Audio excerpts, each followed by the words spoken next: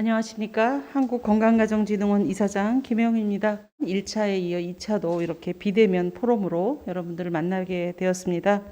사실 코로나19라고 하는 것이 이제 이렇게 일상이 된 게 굉장히 두려우면서도 어느새 또 익숙하게 수용하게 되었습니다. 흔히 코로나19로면 이제 안전에 대한 문제에 더 많은 분들이 1차적으로 관심을 갖고 있고 K방역이라고 하는데 더 많은 국민적 관심사가 있습니다만 저는 개인적으로 가족을 연구해서 그런지 모르겠지만 코로나19로 친밀성, 돌봄의 문제야말로 앞으로 우리가 어떻게 가져갈 것인가 하는 것이 굉장히 학문적으로도 그다음에 실천적으로도 어려운 과제가 아닐 수 없습니다. 오늘 이 시간에는 그래서 코로나19 팬데믹 상황에서 자녀 돌봄을 어떻게 할 것인가, 돌봄이라고 하는 것은 사실 정서적 돌봄도 있고요. 또 물리적 돌봄도 있을 것입니다만 돌보는 사람도 안전하고 돌봄을 받는 사람도 안전해야 되는데 현재 상황에서 우리가 어떤 부분들을 좀 더 개선할 수 있는지, 앞으로 돌봄 사업을 어떻게 지속적으로 가져갈 수 있는지에 대한 고민을 할 수밖에 없다고 봅니다. 어린이집과 유치원 휴원했고요. 초중고가 온라인으로 수업을 하지만 휴교 아닌 휴고 상태로 많은 가정에서 돌봄 공백에 대한 어려움들을 호소하고 있습니다. 본원이 지난 8월에 건강가정 다문화가족지원센터 이용자를 대상으로 실시한 건강가정 다문화가족 지원센터 비대면 서비스 수요 조사에서도 응답자 가운데 한 30%가 코로나19 확산 이전과 비교했을 때 자녀가 혼자서 식사를 챙겨야 하는 상황이 증가하였다고 응답한 바 있습니다. 물론 돌봄 공백을 해결하기 위해서 부처가 합동으로 지난 4월부터 어린이집, 유치원, 초등학교의 휴업 기간 동안 안심하고 자녀를 맡길 수 있는 돌봄 서비스를 제공하고 있습니다. 이에 본원 역시 여성가족부와 협력해서 코로나19로 인한 가정의 돌봄 공백을 지원하기 위해서 건강가정지원센터 내 공동육아 나눔터를 긴급 돌봄 시설로 일시 전환해서 9월 현재 전국 55개에서 긴급 돌봄 서비스를 운영하고 있습니다. 사실 이 공동육아 나눔터를 활용한 긴급 돌봄 서비스를 통해서 나름 절박했던 자녀 돌봄의 문제를 어느 정도 해소할 수 있었다라고 생각이 들고요. 그런 점에서 지역센터 관계자들한테 깊은 경의를 표합니다. 그럼에도 불구하고 모든 돌봄이라고 하는 것들이 부모님의 눈높이에 맞춰서 만족스러운 상황은 분명히 아닐 것입니다. 그래서 저희가 돌봄 서비스 하나의 거점 역할을 수행해야 된다는 점에서 향후 특히 이제 지역의 건강가정 다문화가족센터가 더 중심이겠지만 돌봄 서비스의 내용과 운영 방법이 어떻게 개선되고 보완되어야 되는가를 고민하지 않을 수 없습니다. 그런 어떤 저희들의 고민과 염원을 담아서 올해 상반기 공동육아 나눔터 긴급 돌봄 서비스 운영 기간과 이용자를 대상으로 한 긴급 돌봄 서비스 현황, 또 이를 이용하는 이용자들의 특성과 요구를 파악하기 위한 조사를 진행한 바 있습니다. 오늘 이 자리에서는 그러한 긴급 돌봄 서비스 현황 조사의 내용을 여러분과 함께 공유하면서 지역센터를 중심으로 하는 긴급 가족 돌봄 체계가 보다 안전하고 확고하게 자리 잡을 수 있는 좋은 방안 마련이 되는 계기가 되기를 기대합니다. 전례가 없는 코로나19라고 하는 상황을 맞이해서 이제까지 우리 사회는 다른 어떤 나라보다도 우수하게 현명하게 대처해 왔습니다. 이제는 포스트 코로나 나아가서 위드 코로나 상황에 잘 적응할 수 있도록 이제까지 우리가 방역에 어떻게 신경 썼으며 또 그 와중에서 어떻게 경제를 살릴 것인지, 이것이 1차적이지만 그 다음엔 뭐냐 하면 이로 인한 어떤 돌봄의 공백 상황이 저희들의 노력과 고민을 통해서 보다 꼼꼼하게 대안을 찾을 수 있는 그런 시점이 아닌가 싶습니다. 여러분들과 직접 소통은 없지만 사전 사후에 많은 질문들과 고민의 내용을 공유할 것을 기대합니다. 그런 자리들을 통해서 우리가 지역센터 종사자들의 안전과 또 모든 가족들의 안전을 최우선적으로 고려하면서도 여러분들이 요구하는 그런 안전한 돌봄, 촘촘한 돌봄을 저희들이 지역센터를 통해서 돌봄 서비스가 제공될 수 있도록 좋은 토론회 장이 되기를 기대합니다. 포럼에 참석해 주신 모든 분들께 감사드리고 지역에서 긴급 돌봄 서비스를 위해서 본인들의 안전도 상당히 걱정스러울 수 있지만 55개 센터에서 보내준 여러 종사자들의 헌신과 노고 다시 한번 감사드리고 방역 수칙을 준수하며 생활해 주시는 또 생활하시면서 저희 센터를 찾아주신 이용자분들께도 이 자리를 빌어 깊은 감사 인사를 전합니다. 여러분들 조금 거리는 있지만 마음과 열의는 다른 토론과 다르지 않을 거라고 생각합니다. 부디 여러분들의 진지한 토론과 고민들이 좋은 결실로 이어지기를 당부드리면서 그만 인사를 가름할까 합니다. 여러분 감사합니다.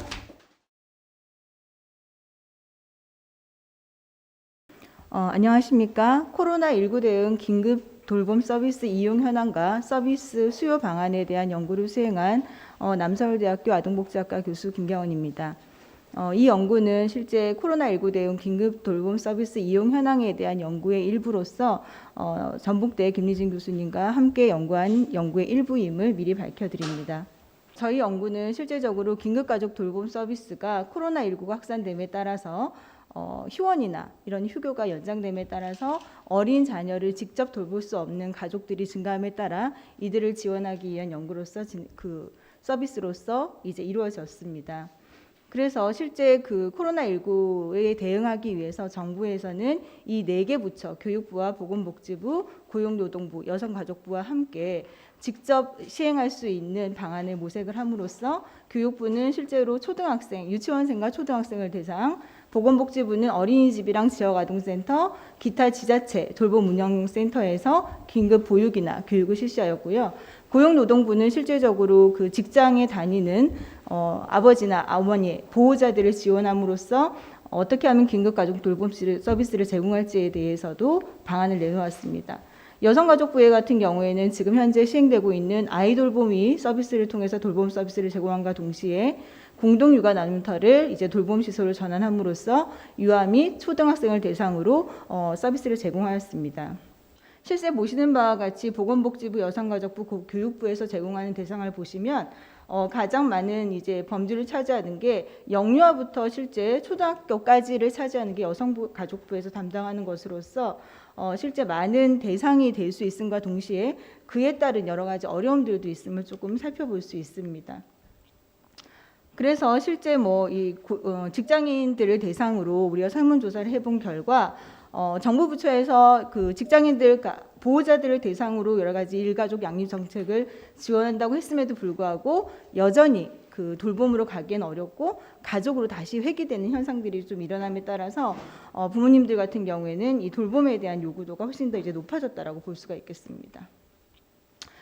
그럼에도 불구하고 이 4개 부처에서 긴급하게 자녀 돌봄을 이제 시행함에 따라서 긴급 돌봄을 지원하는 기간 내에서도 많은 갈등이 유발된 것으로 보고가 되고 있습니다.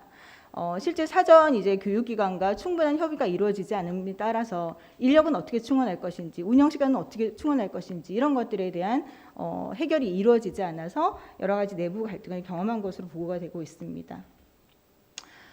지금 현재 전국 건강가정지원센터에서는 공동육아 나눔터를 중심으로 해서 긴급 돌봄 서비스를 이제 운영을 했는데요.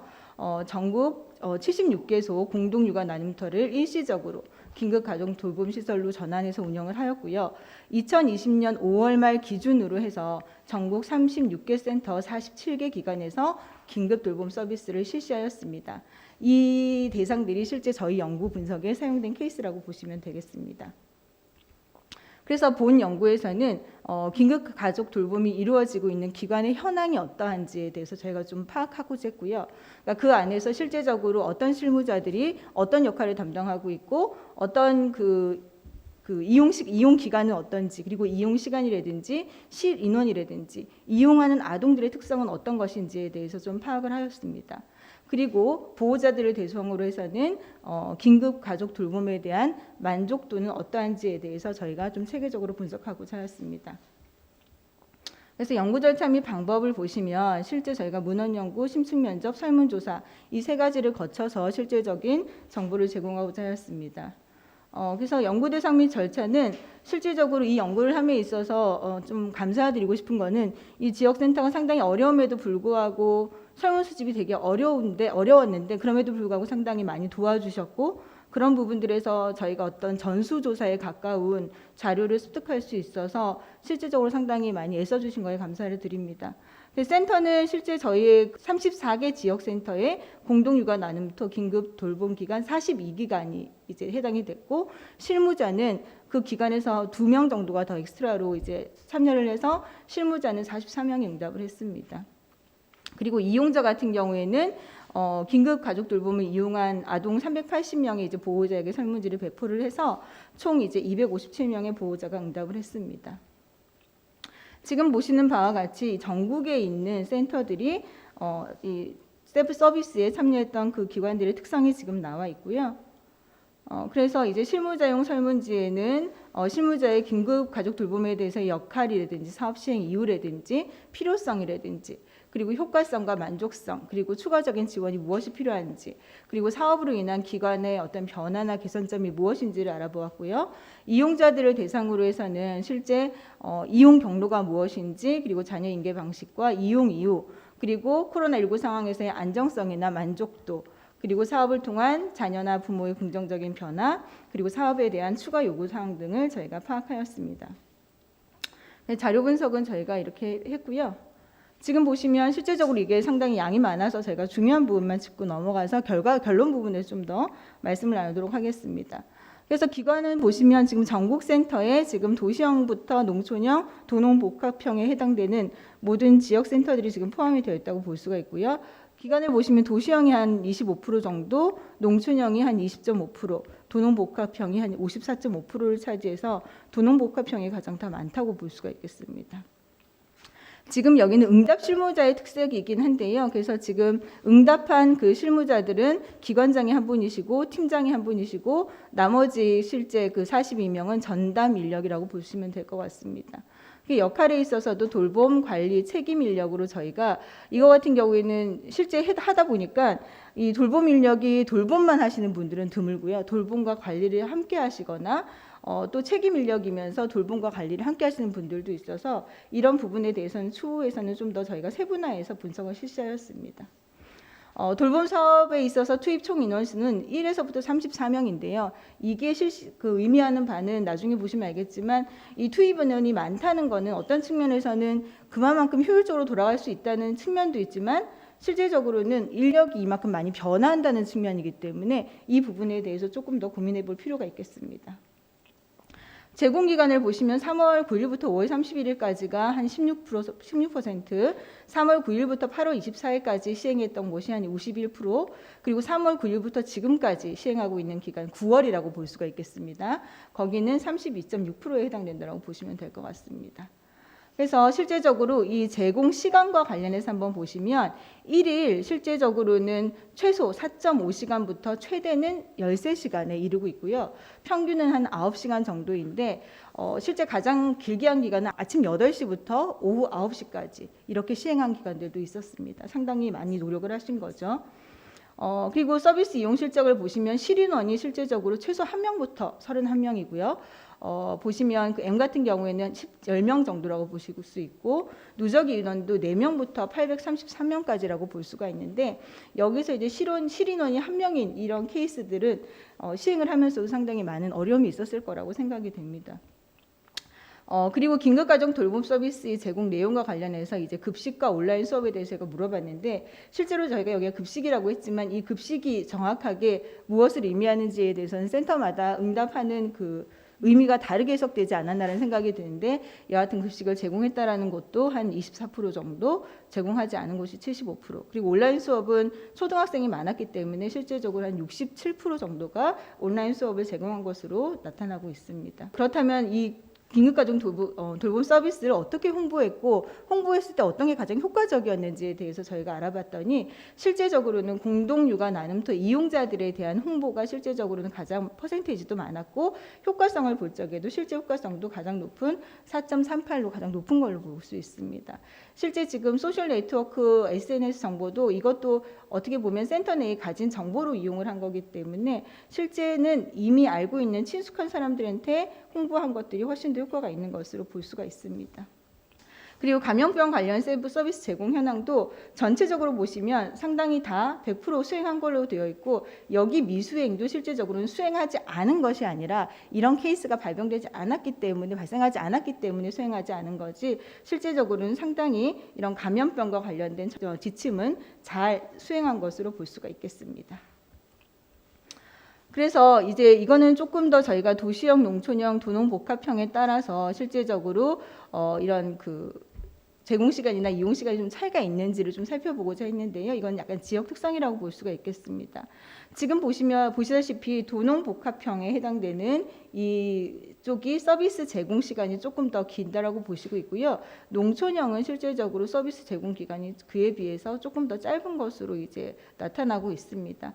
물론 이 도시형도 좀 짧은 걸로 나타나고 있는데 이 다음 페이지를 보시면 실제적으로는 보시는 바와 같이 그에 비해서 누적 인원이나 실인원은 실제적으로 도시형이 이 농촌형보다는 좀 더 많고 실제적으로 도농복합형이 많은 것을 볼 적에 실제적으로 어떻게 보면은 앞서 보는 바와 같이 서비스 제공 시간대에 비해서 실제적으로 이용하는 사람들이나 이런 것들의 변화라든지 실제 이용하는 사람들은 어떻게 보면은 이 도시형과 도농복합형의 사람들이 훨씬 더 많음을 파악할 수 있습니다.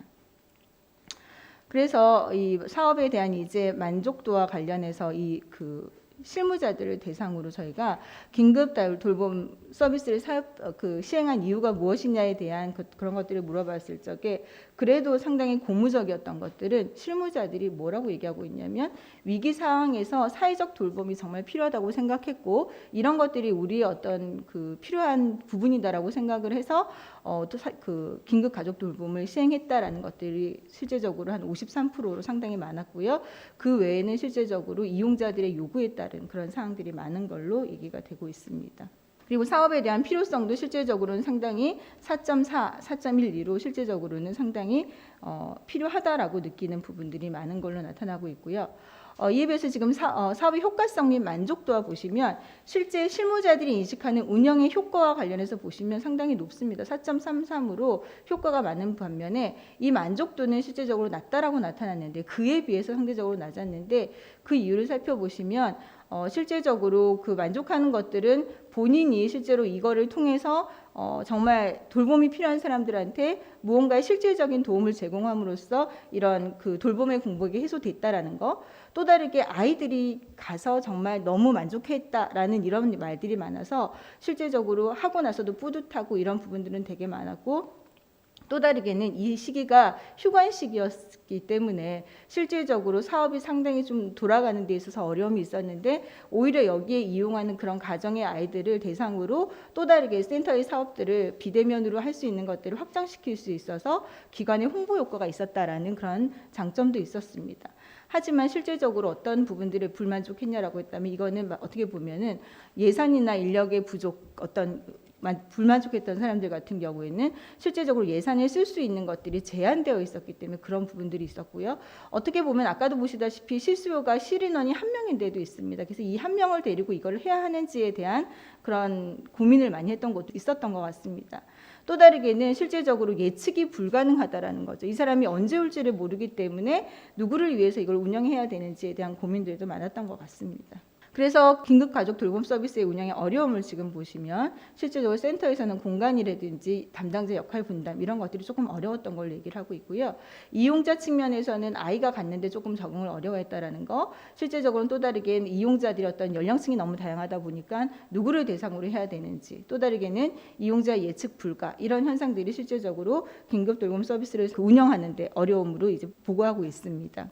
그렇다면 이제 실무자들이 인식하기에 긴급 가족 돌봄 서비스 시행 후에 기관의 변화 및 개선점이 무엇이냐라고 얘기했을 적에 실제 이걸 통해서 기관에 대한 되게 긍정적인 효과가 많았다라고 얘기를 하고 있습니다. 그 전에는 기관에 대해서 잘 인지하지 못했던 사람들이 실제적으로 새로운 수요자를 창출할 수 있었던 것과 더불어 우리가 어떤 사회적인 기관으로서 되게 공적인 역할을 담당하고 있다라는 것들, 그래서 지역사회 내에 어떤 긍정적 인식이 제고되었고, 또 다르게는 위기 상황에 대처할 수 있는 안전한 환경 및 체계를 조성할 수 있었다라는 거, 그리고 또 다르게는 여태까지는 각각의 사업을 사람들이 이제 움직여서 하고 있었다면 이번에는 이제 휴관 기간이었기 때문에 모두 다 같이 태스크포스 팀을 이제 이루어서 하는 데도 있더라고요. 그래서 같이 이 돌봄 사업에 대해서 같이 참여함으로써 직원들의 어떤 돌봄 사업에 대한 이해가 증가하였다라고도 얘기를 하고 있습니다. 네, 추가적 지원으로는 지금 보시다시피 실질적으로는 갑자기 시행되다 보니까 어떻게 해야 되는지에 대한 지침이 정확하게 내려와 있지 않아서 이런 매뉴얼이라든지 이런 것들에 대한 어려움이 또 많았고 예산에 대한 어려움들을 많이 호소하고 있었습니다.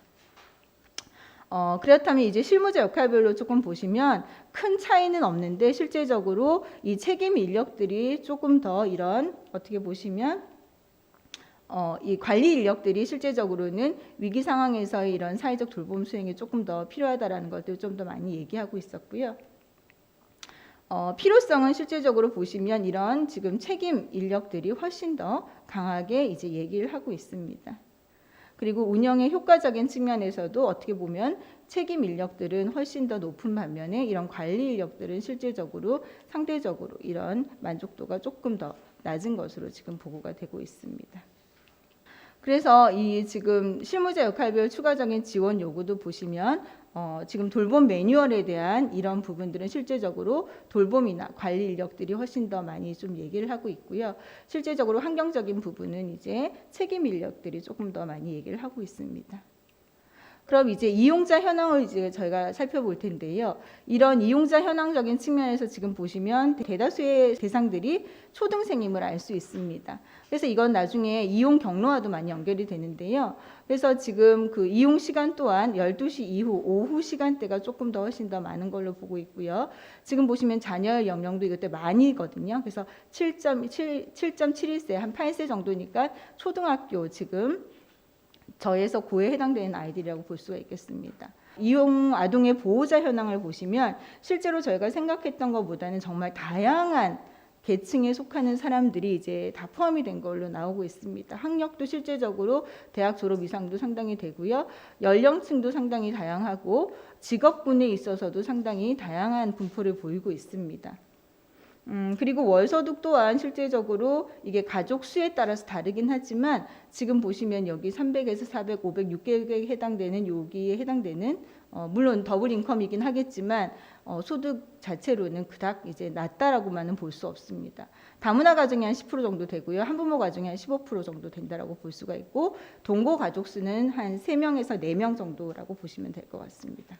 그래서 긴급 가족 돌봄의 이용 기간을 실제적으로 보시면 아까 이제 했던 내용들과 상당히 유사한데요. 대다수는 아이들이 3월 9일부터 5월 31일까지가 이제 많이 이용을 했는데 이거는 조금 저희가 고려해야 되는 게 아동이 이용을 하고 싶어도 기관에서 5월 31일까지 이제 끊었을 경우에는 실제로 이용하지 못한 케이스들이 있습니다.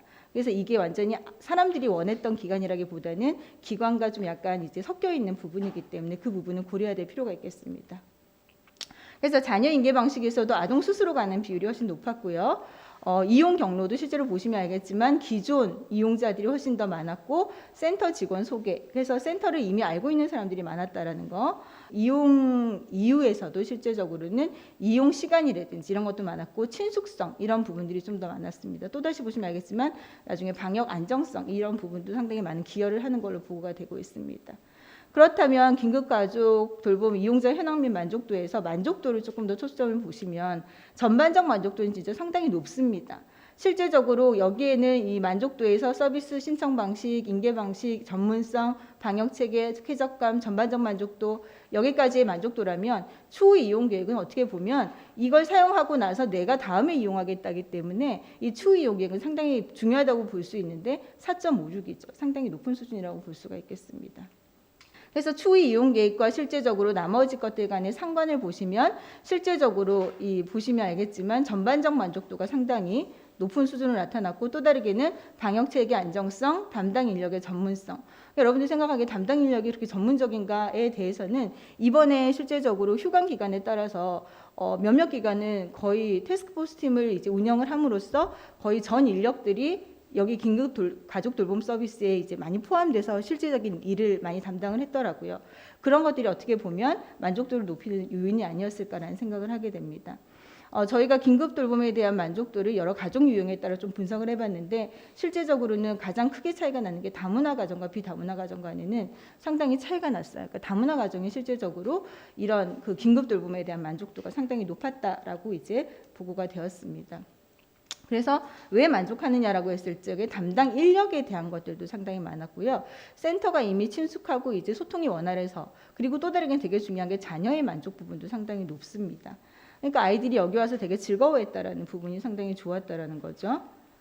또 다르게는 추후 이용 계획과 관련해서는 기관에 대한 신뢰 이 부분이 상당히 중요하고요. 자녀의 만족, 안전한 돌봄, 유용한 프로그램 제공, 그 다음에 실제적으로 이런 가족 자기가 어쩔 수 없이 이걸 이용해야 되는 사람들도 있고 접근성도 상당히 이제 그런 이유로 내가 이용을 할 것이다라는 사람들이 있고 이용하지 않겠다라고 하는 사람들은 급식이 잘 지원되지 않는다라는 거 그리고 신청 절차가 불편했다. 이건 소수 의견이라서 한번 볼 필요는 있습니다. 그래서 긴급 돌봄 이후에 그러면은 가정은 어떻게 변화했느냐라고 했을 적에 부모는 실제적으로 업무에 좀 더 초점을 둘 수 있어서 업무 능력이 향상됐고 실제적으로 아이를 항상 데리고 있는 게 부모에게는 상당히 힘든 그런 과정이었던 것 같습니다. 그래서 오히려 아이를 믿을 수 있는 기간에 보내고 나서 부모 자녀 관계가 상당히 안정되고 소통이 오히려 더 증가했다라고 보고가 되고 있고요.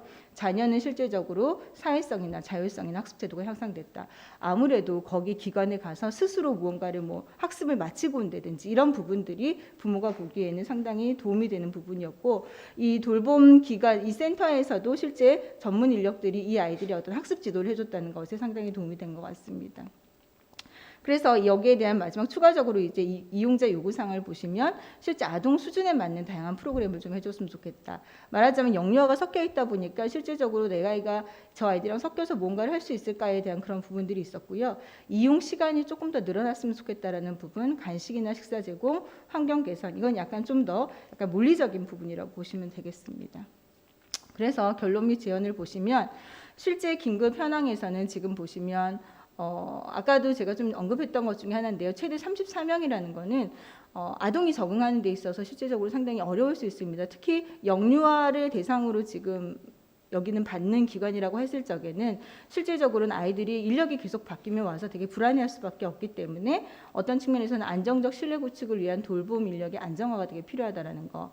그리고 지금 기간도 실제 13시간까지 있음에도 불구하고 부모들은 이 시간 연장에 대한 요구도가 높은데 이 부분은 좀 더 이제 실시되기 위해서는 현실적인 예상에 충당되어야 되지 않나라고 생각이 들고 또 다르게는 이용 인원과 관련해서 가장 이제 어렵다라고 얘기하는 게 이용자의 불예측성입니다. 예측이 불가능하기 때문에 실제적으로 이용자들이 왔다가 그냥 가는 경우도 있어서 어떤 사전 예약을 할 수 있는 그런 앱이라든지 그런 시스템이 구축되어야 된다라고 얘기를 하고 있고 그리고 제공 내용에서도 실제 아까도 얘기했지만 급식이나 온라인 교육 같은 경우도 이게 정도의 차이와 질의 차이가 분명히 있는데 했다 안 했다라고 하기에는 상당히 어려움이 많다라는 거죠. 그래서 정말 이 프로그램을 제공할 것인지 아니면 제공하지 않을 것인지 정말 어떤 돌봄이 제공되어야 하는지에 대한 일관적인 기준이 필요할 것으로 생각이 되고요. 실제 이제 홍보 측면에서도 기존 이용자들이 많이 이제 이용하는 거기 때문에 이용자들이 이제 기존에 이용했던 사람들의 만족도를 높이는 것들이 더 중요하다라고 얘기를 하고 있고 감염병도 이제 상당히 잘 수행되고 있어서 어떤 측면에서 보면 이용자들의 안전 돌봄에 대한 욕구가 좀 충족되었다라고 볼 수가 있겠습니다. 그리고 이제 효과성 측면에서와 지금 보시면 이 만족도 측면에서 좀 보겠습니다. 여기는 이제 계속 얘기되지만 긴급 돌봄에 대한 매뉴얼이 좀 필요할 것 같습니다. 그래서 돌봄 인력들이 실제적으로 어떻게 아이들을 이제 해야 되는지 관리는 어떻게 해야 되는지에 대한 이런 매뉴얼이 필요하고 실제적으로 초등이랑 그러니까 영유아와 지금 이제 초등이 함께 이제 있는 현상이 있기 때문에 이 아이들을 어떻게 지금 분리할 것인지에 대한 고민들이 상당히 많았고요. 또 다르게는 예산 사용에 있어서 융통성이 필요하다라는 부분들이 이제 얘기가 되고 있습니다. 하지만 이를 통해서 기관이 상당히 많이 홍보가 되고 있고 지역사회 내 어떤 기관에 대한 긍정적 인식이 제고되고 있고 위기 대처 능력이 향상되어서 다음에 어떤 상황이 일어나더라도 대처할 수 있는 능력이 높아질 것으로 예측되고 있습니다. 이용자들과 관련해서 이제 좀 살펴보시면 초등학생이 대다수를 차지하고 있습니다. 그래서 이 이유는 어떻게 보면 어린이집 같은 경우에도 긴급 보육이 이미 실시되고 있고 어린이집에서 다니던 아이들은 그 기관을 이용하는 경우가 많다라는 거죠. 그리고 또 이제 영유아계의 발달적 특성을 고려해 볼 적에 이렇게 돌봄 인력이 수시로 바뀌는 거는 그닥 바람직하지 않습니다. 그렇다라고 볼 적에 그러면은 우리 지금 이용하는 긴급 가족 돌봄은 누구를 정말 대상으로 해야 할 것인가에 대한 논의가 좀 이루어지지 않을까. 근데 제가 저희 연구진이 생각하기에는 아마도 초등학교 이상의 혼자 걸어다닐 수 있는 아이들을 대상으로 하는 것이 적절하지 않을까라는 좀 생각을 하게 됐고요. 이용자 보호자들도 실질적으로 상당히 이런 특성들이 다양해서 어떻게 보면 그냥 우리가 어떤 저소득이나 취약계층이라든지 이런 것이 아니라 정말 돌봄이 필요한 가정 누구나가 될 수 있음을 이제 반영하고 있습니다. 그리고 또 다르게는 누가 그러면은 여기를 이용할 것인가를 봤을 적에 가장 중요한 게 기관 접근성과 친숙성이 상당히 중요하다라는 거죠. 그래서 이 부분을 어떻게 이제 잘 활용을 해서 이 아이들이 오게끔 하는 것이 중요하다라는 생각이 들고요. 또 다르게는 이제 기존 이용자 대상 융통성이 있는 시간. 그래서 지금 계속적으로 얘기를 하고 있는 부분이 시간과 관련된 부분인데 이 시간은 실제적으로 느리면 좋긴 하겠지만 어떻게 보면 이것이 지역센터에는 상당히 무리가 될 수 있는 부분이기 때문에 이것에 대한 분명한 지침이 필요할 거라는 생각이 듭니다.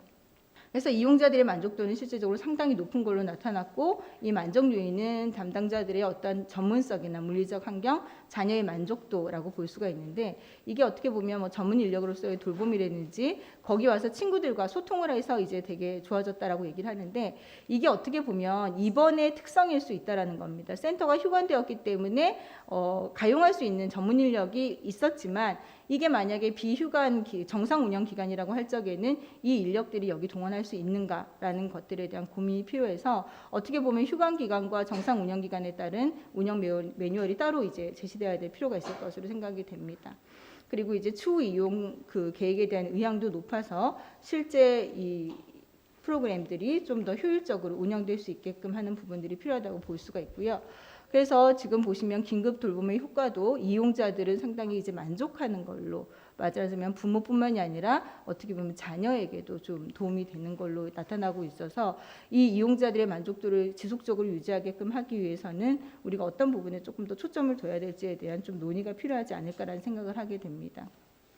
그리고 지금 공통적으로는 계속 부모들은 정말 여기를 보내면 약간의 교육적인 효과도 도모하고 있는 것 같습니다. 그래서 여기를 높이기 위한 뭐 이용 시간이나 뭐 간식 등에 대한 지원들도 얘기하는데 이거는 지역센터에서 하기에는 무리가 있고 어떤 부분에서는 정말 지침이 명확하게 내려짐으로써 이게 가능한지 안 한지에 대한 판단을 정확하게 내릴 수 있는 논의가 되어야 되지 않을까라는 생각이 듭니다. 그래서 마지막으로 저희 그냥 간단히 과제를 써봤는데요. 그냥 보시면 이제 실제적으로 어떻게 보면 공적 돌봄이 잘 이루어지기 위해서는 제가 갔던 그 김포센터 같은 경우에는 초기에는 초등학교가 여기를 약간 견제했었는데 이후에는 초등에서 다룰 수 있는 시간이 이제 제한되다 보니까 이쪽에다가 연계를 하는 경우도 많았다라고 얘기합니다. 그래서 어떻게 보면 이 공적 돌봄이 제대로 이루어지기 위해서는 우리 지역 내에 어떤 기관에서 돌봄이 이루어질 수 있는지에 대한 정보들이 한쪽에 모여서 실제 그런 것들을 이용자가 즉시 이용할 수 있게끔 하는 그런 시스템이 갖춰져야 되지 않나라는 부분과 함께 실제 이용자들이 믿고 감염에 대해서 불안감 없이 이용할 수 있는 그런 기관으로 이제 구축되는 것이 되게 필요하다고 볼 수가 있고요. 실제 이런 긴급 돌봄을 통해서 가정 내에 일어날 수 있는 너무 같이 오래 있다 보니까 서로 간에 이제 피로가 누적되는 그런 부분들에 있어서 긴급 돌봄 기관에 옴으로써 아이들이 실제적으로 이런 발달을 적합한 이제 돌봄이 이루어지게끔 하고 또 아동 및 가정을 위한 스트레스 관리를 위한 다양한 프로그램 이런 것들도 조금 더 이제 그 건강나 다가 프로그램 속에서 녹여내서 연계하면 어떨까라는 고민을 하게 되었습니다. 이상으로 저희 발표는 마무리하도록 하겠습니다. 수고하셨습니다. 안녕하십니까. 자정을 맡게 된 군산대학교 아동가족학과 임춘희라고 합니다. 지금 앞서 우리 남서울대학교 김경훈 교수님께서 코로나 대응 긴급 돌봄 서비스 그 수요 방안에 대해서 정말 그 많은 그 조사 내용을 간략하게 해주시라고 수고하셨는데요. 다 들으셨겠지만 조사 결과로 봤을 때 이번에 그 긴급 그 돌봄 서비스가 대체로 초등 돌봄에 치중하고 있었다. 그리고 또 기관에서 그 이 긴급 돌봄 서비스를 제공한 기관에서는 필요성에 대한 그 만족은 높았지만 사업 운영과 효과도 높았지만 사실 또 운영에 대한 만족도는 조금 이제 낮았다. 그 사업에 대한 만족도는 좀 낮았다. 이제 그런 그 연구 결과도 이야기하고 있었고, 그리고 또 이용자 가정 같은 경우 어떤 특정 대상이 아니라 그 다양한 그 대상의 그런 그 가족들이 모두 이용하고 있었다. 그런 것을 이제 말씀하셨고, 그리고 이용자들의 만족도를 봤을 때 이제 전반적으로 다 높았고, 그래서 추후로 이용할 그런 의향이 높다. 그래서 전반적으로 봤을 때 긴급 돌봄 서비스의 효과가 높았다는 이제 그러한 결론을 내렸는데, 과제로는 이제 공적 돌봄이 보다 좀 재검토돼야 된다. 왜냐하면은 이제 지금 이제 여러 부서에서 그 돌봄이 이루어지고 있는데 돌봄 그 정책이나 사업이 이루어지고 있는데 보다 이제 협조적으로 이루어질 필요가 있다. 이제 그러한 과제를 말씀하셨고 그리고 이제 이용자들이 만족은 했지만 좀 이제 불안감이 이제 좀 있다.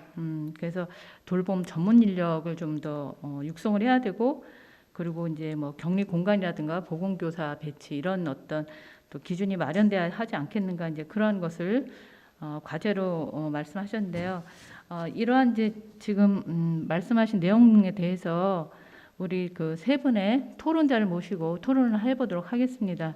토론해 주실 분을 먼저 소개드리면 김민정 당진시 건강가정지원센터 센터장을 맡고 계시는 그 센터장께서 나오셨고요. 그다음에 정가원 한국여성정책연구원의 연구위원으로 계시는 선생님께서 해주시고 그리고 또 박경은 한국건강가정진흥원 가족서비스 혁신본부 본부장께서 토론에 참여해 주셨습니다. 그래서 먼저 토론자로 우리 김민정 당진시 건강가정지원센터장님의 토론을 듣도록 하겠습니다. 네, 첫 번째 토론을 맡게 된 당진시 건강가정지원센터 김민정 센터장입니다. 아마 현장에서 일선에서 고생하고 계시는 지역센터를 대표해서 저를 초대해 주신 것 같습니다. 코로나19 시대에 심화된 아동 돌봄의 사각지대를 해소하고 공적 돌봄 체계의 구축을 위한 논의의 장을 열어주신 한국건강가정진흥원과 연구위원님들께 감사드립니다. 아동 돌봄에 대한 문제는 코로나 이전부터 심화되어 왔습니다. 여성의 사회 진출과 맞벌이 가구의 확대로 인한 가정 내 아동 양육 부담의 증가가 출산 쇼크로 불리는 OECD 최하위의 출산율을 낳는다는 지적이 이어져 왔는데요. 이에 2000년대 이후 저출산 대응 차원에서 아동 돌봄 정책이 사회적으로 조명되고 다양한 방법으로 확대되어 왔습니다. 그러나 그 대상은 전반적으로 미취학, 영유아가 중심이었습니다. 2018년 교육부 자료에 따르면 전국의 영유아 공적 돌봄 서비스 이용률은 68.3%인 반면 초등학생 공적 돌봄 서비스 이용률은 12.5%에 그쳤습니다. 그럼 영유아기 돌봄 수요가 초등학교 입학 이후 해소가 되었을까요? 초등 아동의 방과 후 돌봄의 경우 전체 초등학생 중 65.3%, 저녁 돌봄은 78.3%가 적절한 서비스를 제공받지 못하는 것으로 나타났습니다. 게다가 학교에서 이뤄지는 초등 돌봄 교실의 경우 1, 2학년 위주로 운영되다 보니 3학년 이상부터는 이용이 어려운 실정이고요. 운영 시간도 오후 5시까지로 이후 보호자의 돌봄 시까지 아동의 돌봄 공백 발생에 대한 문제점이 제기되어 왔습니다. 특히 코로나19 확산 이후 원격, 비대면 수업, 등교 인원 제한 등 초등 아동들이 처한 환경은 크게 변화했습니다. 가정에서 머무르는 시간이 길어진 만큼 초등 돌봄에 대한 수요는 폭발적이었지만 학교와 지역사회에서 제공되는 돌봄의 인프라는 상대적으로 부족하였습니다. 여성가족부에서 추진하고 있는 아이돌봄 서비스의 경우도 시간당 서비스 단가가 9,890원으로 일반 가정이 장시간 이용하기에는 비용이 크고 코로나 특례가 적용되는 긴급돌봄 시에도 크게 서비스 이용률이 증가하지는 못했습니다. 지난 몇 달간 코로나19의 장기화로 초등돌봄의 여러 이슈들이 대두되었습니다. 돌봄의 가족화로 인한 가정 돌봄 부담의 증가, 돌봄 불평등의 심화, 학습 격차 발생, 아동의 미디어 노출 시간의 확대, 취약계층 돌봄 공백의 장시간화에 따른 방임과 학대 위험이 증가하고 있습니다. 이에 대응하기 위하여 여성가족부와 건강가정지원센터가 초등돌봄의 전초기지로서 초등긴급돌봄을 진행하여 왔습니다.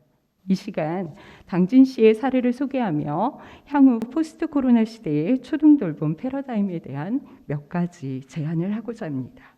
코로나 이전 당진시 건강가정지원센터는 2015년부터 워킹맘, 워킹데디 지원 사업을 추진하며 맞벌이 가정에서 가장 필요로 하는 서비스가 무엇인지 설문조사를 시행하였습니다. 그 결과 방학 기간 돌봄의 사각지대에 놓인 초등 아동을 대상으로 돌봄이 필요하다는 의견이 가장 많은 비율을 차지하였습니다. 이에 당진시 특화 사업으로 워킹맘, 워킹데디 방학 돌봄 사업을 추진하면서 관내 지역사회와 기업들로부터 큰 호응을 얻어왔습니다. 이후 2019년 11월과 12월 공동육아 나눔터 초등 돌봄 교실을 2개소 오픈하면서 상시 돌봄의 인프라를 구축하고 대상자를 모집하여 운영하고 있습니다. 코로나19 확산 이후 70여 명의 아이들이 워킹맘, 워킹데디 방학 돌봄과 공동육아 나눔터 초등 돌봄 교실이 4개 교실에서 6월 초 등교 계약이 확정되기까지 긴급 돌봄 서비스를 제공받았습니다. 이후에도 공동육아 나눔터 초등 돌봄 교실은 상시 돌봄 체계로 전환하여 돌봄을 지원하고 있으며 워킹맘, 워킹데디 지원 사업 방학 돌봄 교실은 여름 방학 기간 동안 긴급 돌봄을 제공하여 9월 말 현재 초등 돌봄 실적이 연인원 2만 1,013명에 이르고 있습니다. 코로나19 대응 긴급 돌봄 운영 체계 구축을 위하여 당진시의 지원을 받아 기존의 공동육아 나눔터 개소별 담당 팀원 4명 외에도 청년 인턴 2명, 보조교사 4명, 사회복무요원 1명 등 인력을 추가 배치하여 업무 분장을 하고 안전한 돌봄과 방역의 인적 인프라를 체계적으로 구축하였습니다. 아이들과 부모님들은 공동육아 나눔터 초등 돌봄 교실을 통해 충분한 돌봄 시간과 온라인 학습 지도, 안전한 방역과 예방 교육, 외부 강사를 활용한 다양한 상시 프로그램 운영, 극간식 제공으로 높은 만족도를 나타내고 있습니다. 당진시 건강가정지원센터 초등돌봄 교실 운영을 바탕으로 포스트 코로나 시대의 초등돌봄 서비스 방향에 대한 제언을 하고자 합니다. 첫째, 지역사회 초등돌봄 협의체 구축 및 지역사회 돌봄계획 수립입니다. 우리나라에서는 여성가족부, 보건복지부, 교육부가 6개의 개별적인 아동돌봄 사업을 시행하고 있지만 분절적이고 견제와 갈등의 구조로 협력이 어려운 부분이 있습니다. 당진시는 아동친화, 여성친화 도시로서 행복교육지구를 통한 교육청과 지자체, 초등돌봄의 주체인 아동 및 보호자, 기관 운영자, 지역 주민들의 상호 협의 구조가 체계화되어 있습니다. 관내 지역사회 내에 초등돌봄 수요에 대응하기 위하여 함께 노력하고 있습니다. 또한 마을 공동체 돌봄이나 지역사회에서 산발적으로 이루어지는 돌봄을 포용하며 지역적 돌봄 불균형 해소 등의 여론을 형성하고 정책화하는 역할을 하고 있습니다. 이러한 협의 구조는 제한된 재원과 자원 하에서 돌봄 공간 마련과 돌봄 인력 지원 등의 효율적인 분배를 기대할 수 있습니다. 더 나아가 온종일 돌봄 체계 하에서 지역사회의 돌봄 수요를 예측하고 체계적인 돌봄 정책 마련을 위한 중장기적인 플랜인 지역사회 돌봄 계획 수립의 주체로서 컨트롤 타워 기능을 할 것으로 기대합니다. 두 번째는 아동의 돌봄권 보장 환경 조성입니다. 아동은 어떠한 경우라도 차등되거나 차별을 받지 않아야 합니다. 아울러 아동을 마땅히 보호받아야 할 권리를 가진 주체로 인식하고 이들의 평등권, 발달권, 보호권을 지켜주기 위해 보편적 돌봄 복지를 최우선으로 실현해야 한다는 사회적 인식이 절실한 시점입니다. 우리나라의 돌봄 정책은 돌봄의 1차적인 책임자인 부모의 돌봄 부담 완화에 맞추어져 왔습니다. 그에 반해 서비스 대상자인 아동의 입장은 충분히 고려되지 못하였습니다. 아동 발달 이론가들은 학습에 대한 배움뿐만 아니라 보다 넓어지고 다양해진 관계 안에서 살아가기 위한 인지, 심리, 정서, 사회적인 배움이 필요한 시기인 아동기 때에 지능 발달과 신체 발달, 정서 발달, 사회 발달 등 다양한 측면에서 발달이 잘 진행될 수 있도록 세심한 관심과 돌봄이 필요하다고 지적하고 있습니다. 그리고 선별적, 제한적 돌봄 하에서 아동이 느꼈던 낙인감 등의 부정적 영향을 주지 않는 돌봄 환경 조성이 필요합니다. 지역아동센터로 대변되는 저소득 취약계층 전담 돌봄 환경이 아이들 개개인의 심리적 낙인감에 미치는 영향이 크고 부정적인 스키마를 형성하기도 합니다. 또한 학교 방과 후 돌봄 교실의 경우 학교라는 공간이 주는 학습과 평가의 공간으로서의 아동들이 느끼는 스트레스와 긴장감 등이 지적되며 지역사회의 돌봄을 장려하는 측면이 있습니다. 저출산 시대에 우리 아이들의 돌봄권 확보를 위해 물리적 환경뿐만 아니라 전문성을 갖춘 인적 자원의 투입, 전인적인 발달을 위한 프로그램 운영이 선제되어야 하고 이에 따른 예산 지원이 필요합니다. 세 번째는 공동육아 나눔터 초등돌봄의 차별화된 서비스 구축입니다. 건강가정지원센터가 가족 건강성 증진을 위한 가족 교육, 상담, 문화, 돌봄, 역량 강화 등 다양한 예방적 사업을 하고 있다는 점은 초등돌봄 주체로서 대상자들에게 통합적인 서비스를 제공하는 큰 강점을 지니고 있습니다. 이러한 강점을 살려 공동육아 나눔터 초등돌봄만이 제공할 수 있는 다양한 가족 통합 서비스 모델을 개발하고 매뉴얼화하여서 전국적으로 보편적인 서비스로 안착시킨다면 타 부처에서 운영하는 초등돌봄과 차별화된 전략으로 대상자들에게 선택의 기회를 확대할 수 있다고 생각합니다. 당진시는 코로나 기간 동안 초등돌봄 아동을 대상으로 집단 상담과 부모 교육, 자녀와 함께하는 문화체험 등 다양한 센터의 프로그램을 연계하였고 경찰서, 보건소, 소방서, 문화재단 등 기관 연계를 통해 다양한 교육과 문화체험의 기회를 제공하고 있습니다. 네 번째로 돌봄 노동을 제공하는 종사자들의 처우 개선입니다. 돌봄 노동을 제공하는 종사자들의 입장에서 센터의 다른 종사자에 비해 대상자와의 대면 서비스 제공 시간이 절대적으로 높습니다. 그리고 안전이나 방역, 부모와의 소통, 아동 개개인의 성향과 상황에 따른 돌봄 대처, 그리고 프로그램 기획과 운영, 행정적 업무 등 높은 강도의 노동을 하고 있어서 소진이 예상되고 있습니다. 조직관리 측면에서도 초등돌봄 종사자에게 개소별 문제 발생 시 대처와 책임성을 고려할 때 팀원보다는 선임 팀원 이상의 경험과 능력을 갖춘 직원을 배치하게 됩니다. 저희 센터의 경우에는 중등교원 자격증과 보육교사 자격증을 가진 선생님들이 팀원으로서 배치되어 초등돌봄을 담당하고 있습니다.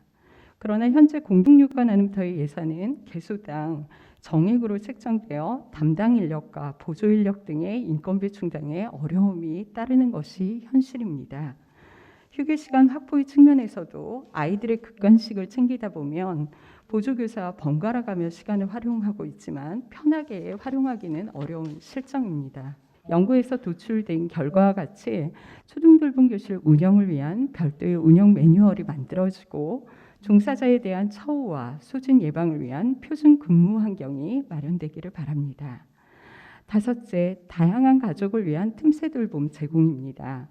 코로나19의 확산 속에서 가장 많은 돌봄이 필요한 주체는 인천 화재 사건의 예와 같이 취약, 위기가족의 아동이었습니다.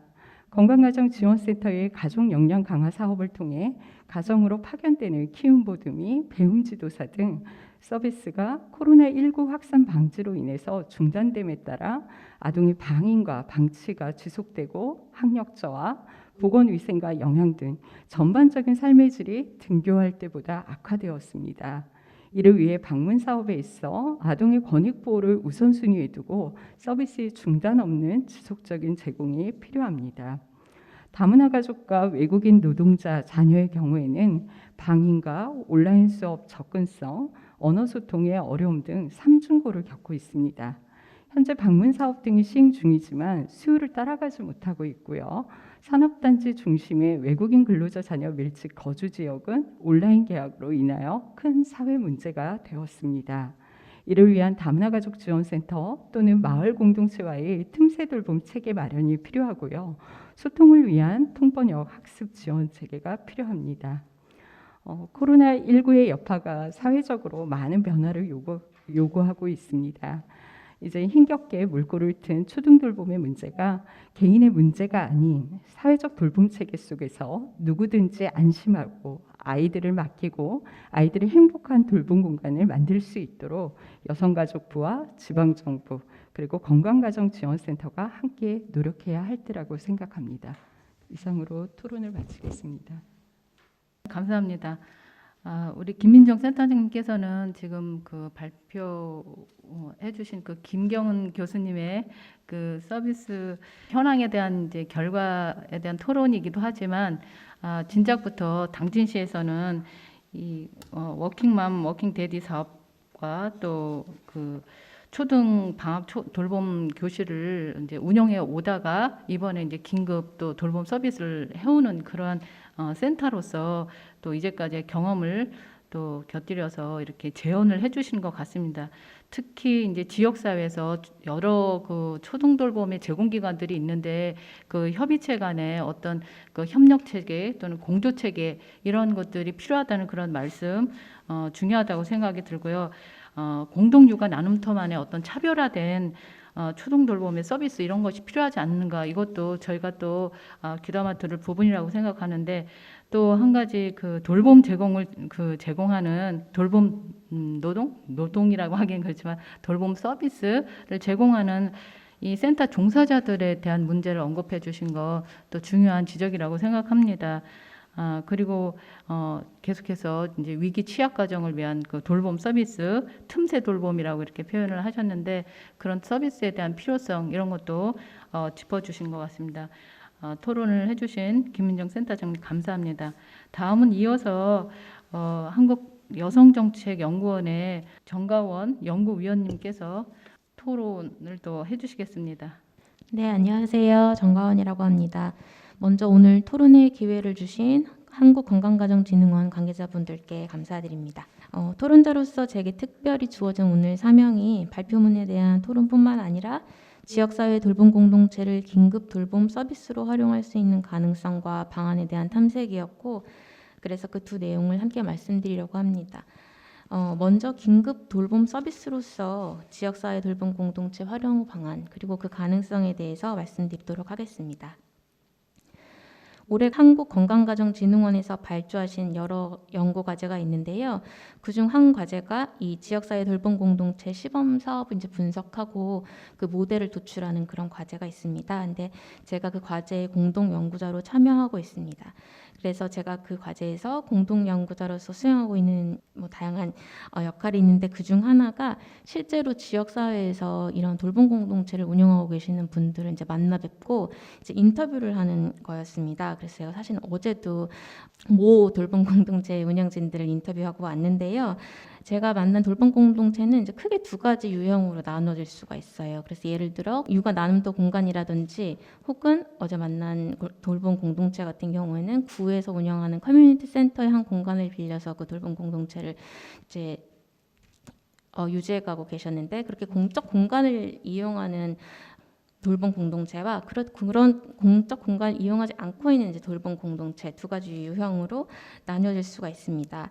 네, 코로나로 인해서 기존의 공적 공간을 이용하던 돌봄 공동체 같은 경우에는 장소가 이제 폐쇄된 거죠. 그래서 돌봄의 지속성을 확보하는데 상당한 이제 어려움을 겪고 있는 것으로 나타났습니다. 그런데 제가 어제 인터뷰했던 그 마을 돌봄 공동체 운영진께서 하시는 말씀이 사실 작년 영유아 돌봄이 굉장히 그 돌봄 공동체 안에서 잘 이루어졌고 올해는 초등학생 방과 후 돌봄도 계획 중이었는데 코로나로 인해서 이제 무산되었다는 말씀을 하시면서 처음에는 그 공간이 폐쇄되고 돌봄 공동체 활동이 굉장히 축소되고 위축되는 것이 당연하다고 생각을 하셨는데 시간이 지나면서 보니까 그 공간이 폐쇄가 그러니까 능사가 아니었다는 점을 지적을 하고 싶다라고 말씀을 하시더라고요. 그 공간이 폐쇄됨으로 인해서 고립 육아가 더 늘어났고 오히려 진짜 절실하게 도움이 필요한 아동들이 도움을 받지 못하게 되는 이제 그런 문제가 생길 수 있다는 점을 지적을 하셨습니다. 그래서 오히려 공동육아 나눔터와 같은 공적 돌봄 공간은 좀 어떻게 보면 우리 사회적 돌봄의 마지막 보루로서 폐쇄하지 않고 계속 운영했으면 좋겠다는 그런 의견이었습니다. 그리고 그에 반해서 기존의 공적 공간을 이용하지 않고 운영하던 이 돌봄 공동체의 경우는 어떤지도 저희가 이제 연구 과제에서 알아봤습니다. 이런 돌봄 공동체의 경우에는 상대적으로 코로나로 인한 어려움을 덜 경험하고 있는 것으로 나타났습니다. 처음부터 각 회원들의 집에서 번갈아가며 모임을 운영해 왔고 원래부터 다소 어떻게 보면 조금 폐쇄적으로 모임을 운영하면서 오히려 돌봄 공동체 회원들 간의 신뢰나 결속성은 공적 공간을 이용하는 열린 돌봄 공동체보다 훨씬 높았기 때문에 위험 부담을 감소하고도 이제 지속적으로 돌봄 공동체 활동을 유지할 수 있었던 것으로 보였습니다. 그래서 그런 인터뷰 결과를 바탕으로 생각할 때 이 공적 공간을 활용하는 돌봄 공동체의 경우에는 안전하게 공적 공간을 다시 이용할 수 있도록 지원하는 방안이 필요하겠다. 그리고 공적 공간을 활용하지 않는 돌봄체는 지역에서 자생적으로 만들어지고 또 지속될 수 있도록 지원하는 방안이 각각 마련되어야 할 것으로 판단됩니다. 그리고 공적 공간을 활용하지 않는 돌봄 공동체의 경우에는 기존의 공동체 폐쇄적 운영이나 좀 비확산성 같은 것도 지적을 받기로 한 것으로 알고 있는데요. 앞으로 포스트 코로나, 위드 코로나 시대에는 그 서로에 대한 지속적인 신뢰를 바탕으로 안전을 보호받을 수 있는 이런 작은 마을 돌봄 공동체들이 많이 생겨남으로써 틈새 돌봄이 이제 더 원활하게 이루어질 수 있다는 가능성에 주목해야 할 것 같습니다. 그리고 지금 말씀드린 것 외에 저희 연구원에서 코로나19 가족정책 의제 발굴 연구라는 것도 이제 동시에 수행하고 있어서 이제 이게 내용이 조금 연결이 돼서 말씀을 드리고 싶은데요. 저희가 아이들을 돌보고 계시는 취업맘들 그리고 전업맘들도 계속 요즘에 만나 뵙고 이제 인터뷰를 진행하고 있습니다. 근데 거의 대동소이하게 해주시는 말씀이 뭐냐면 공교육과 공보육의 빈자리를 엄마가 다 메꾸고 있는데 그것이 얼마나 엄마들에게 큰 심리적 부담인지를 말씀을 하세요. 그래서 요즘에 뭐 엄마표 영어라든지 여러 가지 모든 학습적인 부분에 다 엄마표가 붙어서 그런 부담이 엄마들한테 가중되고 있는데 이제 코로나까지 상황까지 겹치면서 이 엄마들이 항상 내 아이들이 잘하고 있는지 뭔가 결핍된 부분은 없는지 내가 뭐 잘못해가지고 아이한테 부정적 영향을 미치는 것은 아닌지에 대한 불안감, 심지어 이제 공포까지 많이들 느끼고 계신다. 이제 이런 것을 저희가 알 수 있었거든요. 그래서 근데 어머니들이 이런 고민들을 나만 그런 줄 아는데 어머니들이 다른 엄마들과도 이렇게 말씀을 나누시면 나만 그런 게 아니고 많은 엄마들이 이런 고민을 가지고 있고 이거를 우리가 함께 또 해결할 수 있는 방안을 모색해 볼 수 있는 이런 가능성 있는데 이제 그런 기회를 잘 찾지 못하는 어머니들이 많으셨어요. 그래서 저희가 돌봄 공동체에 대해서 소개를 해드리고 관심이 있으신지 그런 것들을 한번 참여해보고 싶으신지 의향을 여쭤봤을 때 이제 굉장히 긍정적으로 말씀을 많이 해주셨었습니다. 그리고 또 하나 어머니들께서 그 돌봄 공동체에 관심을 보이시면서 하시는 말씀이 늘 엄마가 주도한다는 거죠. 그 모든 결핍을 엄마가 메워주고 있는데 이 돌봄 공동체마저 또 엄마가 주도하기보다는 뭐 예를 들어 아빠가 주도하는 돌봄 공동체 같은 것도 있으면 좋겠고 아버지들이 뭐 주도까지는 아니어도 중추적 역할을 담당하는 그런 돌봄 공동체가 있으면 정말 적극적으로 참여하고 싶다 그런 말씀 많이 해주셨습니다. 그래서 이런 내용들을 종합해 볼 때 앞으로 지역사회 안에 있는 돌봄 공동체가 일반적으로 돌봄이라는 단어를 떠올리면 그 돌봄을 받는 대상자들만을 주로 이제 많이 떠올리게 되는데 돌봄을 하는 사람들 아까 김민정 센터장님께서는 돌봄 인력에 대한 우리가 사회적 관심 더 기울여야 된다고도 말씀하셨는데 그러니까 엄마들에 대해서도 좀 더 관심을 지역사회 돌봄 공동체를 지원함으로써 엄마들에 대해서도 좀 더 관심을 더 기울여야 된다는 점을 알 수 있었습니다. 김경훈 교수님 발표 너무 잘 들었고 그냥 딱 한 두 가지 정도만 말씀을 드리려고 하는데요.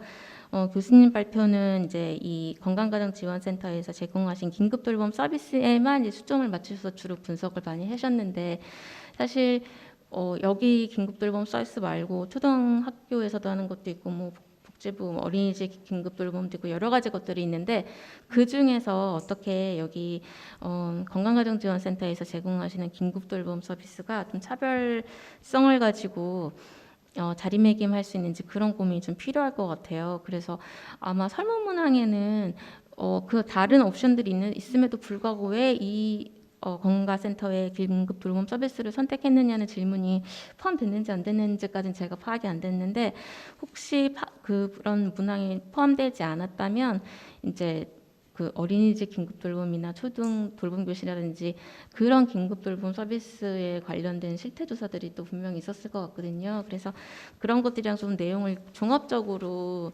한번 봐주시면 어떨까 하는 생각이 들었고요.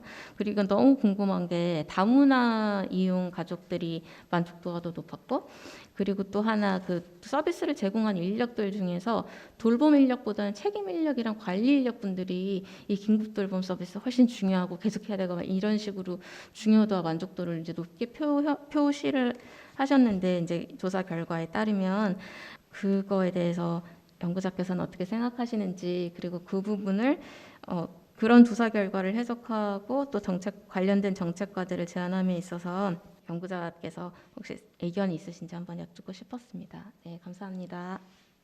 네, 우리 그 정가원 그 연구위원님께서 지금 토론을 잘 해주셨는데 굉장히 또 중요한 포인트를 잘 이제 잡아서 말씀해주신 것 같아서 굉장히 또 감사한 마음으로 들었는데요. 일단은 이제 그 특히 지역사회 돌봄 공동체를 연구하시고 지금 있는 입장에서 지역사회 그 돌봄 공동체에 대한 그 말씀이 굉장히 이제 생생하게 와 닿은 것 같아요.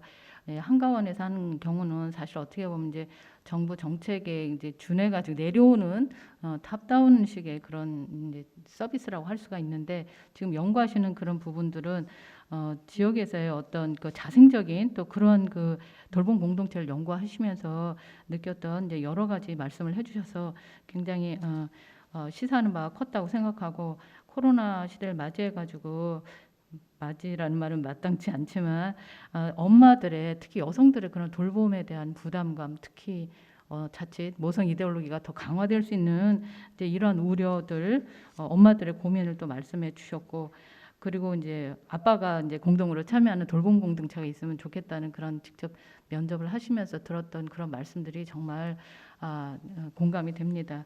그리고 이제 마지막으로 두 가지의 어떤 또 질문을 해주셨죠. 그 이제 연구자에 대해서 건강가정진흥원에서 제공하는 긴급 돌봄 서비스가 과연 다른 그 데서 그 제공하는 서비스와 얼마나 차별성을 가질 것인가, 그리고 그런 문항이 있는가에 대해서 좀 질문을 하셨고, 다문화 가족이 이용 만족도가 높았다는 거 하고, 그 다음에 이제 또 이 센터에서 관리 책임자들의 그런 어떤 사업에 대한 만족도는 높았지만 실제로 또 그것을 이제 담당하는 입장에 계신 분들은 또 그렇지 않았다는 그런 또 결과에 대한 또 질문을 해주셨습니다.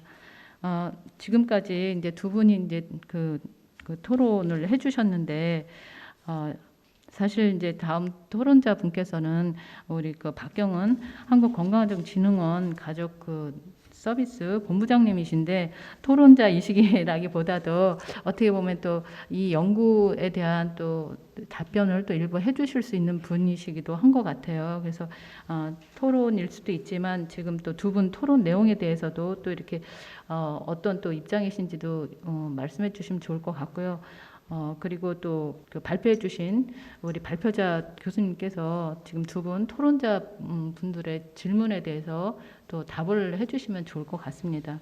정가원 그 연구위원님께서 일단 질문을 하셨기 때문에 발표해 주신 우리 김경훈 교수님께서 네. 먼저 말씀을 해 주시겠습니다.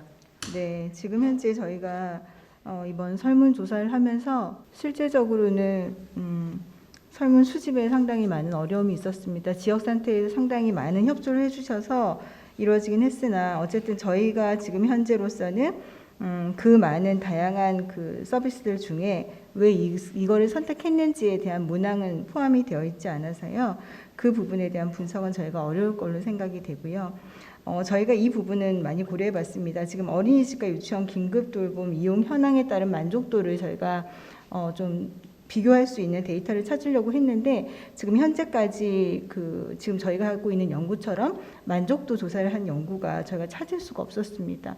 아마 진행 중이거나 아직 보고가 되지 않은 상황인 것 같습니다. 그래서 저희가 지금 이 연구를 마무리하는 시점까지 실질적으로 이 어떤 연구들이 계속 이루어지고 있는지 팔로우업을 하면서 그 부분에 대해서 추가적으로 그 연구가 있을 경우에는 보완해서 논의를 하고자 합니다. 그리고 두 번째 이제 다문화 가족에 대해서 한번 말씀을 하셨는데요. 제 생각에는 이거는 지금 뭐 이게 맞다 틀리다라고 할 수도 없는 게 실제적으로는 다문화 가족이 10%고 나머지가 실제적으로 한 90% 정도 한 90% 정도라고 보는데 이게 실제 N수가 상당히 많이 차이가 나기 때문에 실질적으로 저희가 테스트는 했지만 완벽한 차이다라고 보기 어려운 부분도 있으나 실제적으로 다문화 가족이 만족한다라는 이유 중에는 여러 가지 요인들이 복합적으로 작용했을 가능성이 저는 높다고 생각합니다. 이미 다문화 가족은 지금 현재 다문화 가족 이용센터를 이미 이용하고 있고 센터에 대한 친숙도도 높고 지금 보시다시피 이 그 서비스에 대해서 만족하는 이유 중에 가장 큰 이유 중에 하나가 기관에 대한 신뢰 그리고 기관에 대한 어떤 친숙성 이런 요인들이 많이 작용하고 있는데 다문화 가족 같은 경우에는 이미 서비스를 이용을 하고 있었고 거기에 대한 만족도가 이미 높았던 상황이라 실제적으로 그 코로나 상황에서 이루어지는 그 돌봄에 대해서도 상당히 만족해야 하는 그런 성향들이 있었을 수 있고 또 다르게는 기존 그 비다문화 같은 경우에는 이번에 새로 진입하면서 실질적으로 아직까지 기관에 대한 친숙성이 낮다거나 그럴 경우에는 그런 여러 가지 요인들이 좀 믹싱이 되었기 때문에 어느 하나로는 규정짓기는 어려우나 아마 저희가 공통적으로 나타나고 있는 센터에 대한 친숙성, 신뢰 이런 요인들이 작용했을 것으로 이제 그 생각이 됩니다. 그리고 아까 인력에 대해서 얘기했는데요. 이 인력은 저희도 상당히 많이 고민했던 부분입니다. 실제 저희가 지침을 그 여성가족부에서 이 돌봄과 관련된 지침을 내릴 때 돌봄 관리 책임 인력에 대한 이 안내는 했는데 이를 해석함에 있어서 기관에서도 상당히 많이 어려움이 있었던 것 같습니다. 그래서 실질적으로 저희가 체크를 하게 될 때 다중응답을 하게끔 했습니다. 본인이 실질적으로 돌봄, 그러니까 아이들을 직접 만나서 이제 그 아이들과 상호작용하는 사람을 저희가 돌봄 인력에 넣었고요. 그다음 관리 인력은 말 그대로 행정만 담당하는 사람입니다. 방역이라든지 아이들의 어떤 시간 이용에 따른 그런 관리만 하는 인력이었고 책임은 어떻게 보면은 전체적인 그 부분을 그 담당 전체적인 부분을 책임지는 사람 그래서 센터장이라든지 팀장이라든지 이런 부분 사람들이 여기에 해당이 되는데 아마도 돌봄 인력 같은 경우에는 아이들과 1대1로 상호작용하는 과정에서 실제적으로 정말 어떤 측면에서는 아이 하나만 오는 그럴 때 실제 이 아이를 내가 어떻게 해야 되는지 또 다르게는 유아와 초등이 있을 때 이 아이들을 어떻게 내가 관리해야 되는지에 대해서 실질적인 어떤 제공을 하는 인력이었기 때문에 이의 운영에 있어서 어떤 명확한 지침이 없어서 그런 부분에서 어려움을 호소하지 않았나라는 생각을 하게 됩니다. 지금 저희가 분석한 거는 여기까지라서 네, 이걸로 답변을 마무리하고자 합니다. 감사합니다. 네. 답변 감사합니다. 사실 이 연구가 굉장히 짧은 시간에 이렇게 또 이루어지고 하다 보니까 다른 연구들을 아직 진행되지 않고 있거나 또는 진행되고 있는 그 연구들하고 비교하기가 어려웠을 것 같은 또 그런 생각이 듭니다. 다음으로 그 박경은 본부장님께서 짧게 또 이제까지 토론 내용과 혹시 또 이제 답변해 주실 그런 부분들이 있다면 한번 말씀해 주시면 감사하겠습니다. 네, 감사합니다. 지금 소개받은 한국건강가정진흥원 가족서비스혁신본부 박경은이라고 하고요.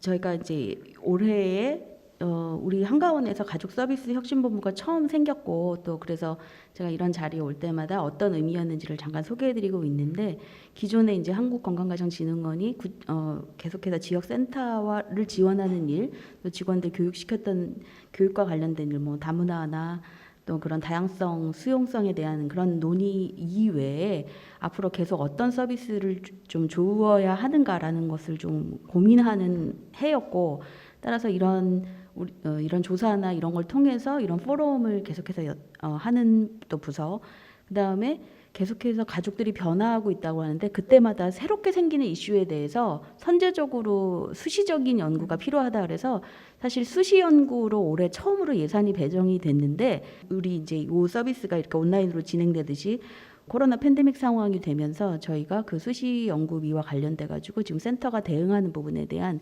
연구를 하는 상황이었고, 따라서 이 연구도 그렇게 굉장히 수시적으로 긴급하게 이루어졌기 때문에 아마 다른 기관에서 하지 않았거나 아니면은 또 내년에 할 수도 있었던 연구를 지금 당장 이렇게 긴급하게 하는 그런 상황이라고 말씀드릴 수 있을 것 같습니다. 그래서 이제 이렇게 긴급하게 이루어진 이제 조사 통해서 저희가 어떤 이제 긴급 서비스가 공동육아 남터에서 한다고는 하는데 어떤 일이 벌어지고 있는지에 대한 구체적인 지식이 없었는데 그런 상황을 이제 알 수 있게 돼서 감사드리고요.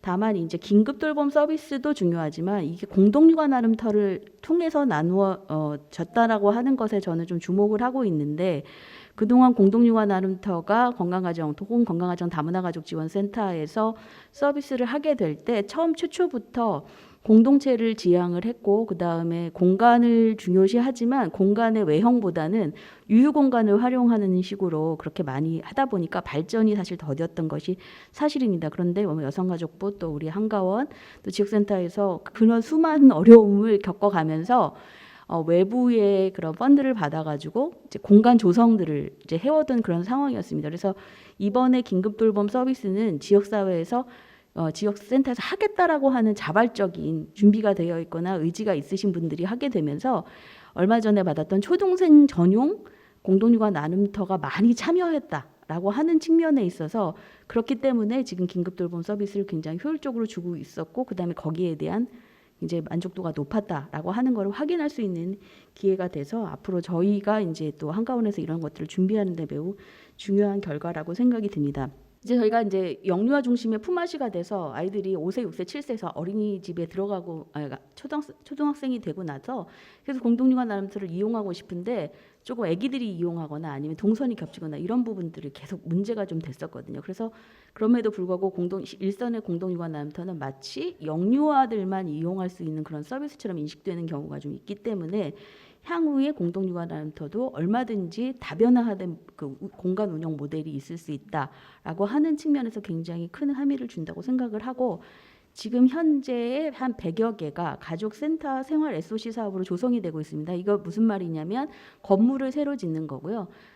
가족센터라고 하는 건물이 하나 지어지는 건데 가족센터만 들어가는 건 아니고 거기에 이제 복합화 사업으로 뭐 체육센터랑 결합할 수도 있고 국공립 어린이집이랑도 결합할 수 있고 이제 여러 데가 같이 결합을 하게 되는데, 따라서 보통 그런 건물을 짓게 되면 뭐 1층에는 어린이집, 2층에는 가족센터, 뭐 3층에는 도서관 이런 식으로 층별로 이렇게 하게 돼요. 그런데 지금같이 이런 코로나 팬데믹 상황에서는 건물이 다 폐쇄가 되면 이렇게 말짱 도루묵이죠. 아무리 좋은 건물을 지어놨어도. 그러니까 이러한 돌봄 시설과 많은 사람들이 다중으로 이용할 수 있는 그런 공간은 좀 1층으로 배치해서 다른 층은 폐쇄하더라도 좀 방역을 확실하게 하고 출입 통제가 할 수 있는 그런 공간 배치들이 굉장히 중요할 거라고 여겨지는데, 그런 면에 있어서도 굉장히 아까도 그 공간 폐쇄만이 답이 아니다 이렇게 지금 돌봄 공동체에서도 그렇게 나오고 있기 때문에 그렇게 하고 있기 때문에 앞으로 이제 이러한 내용들을 가지고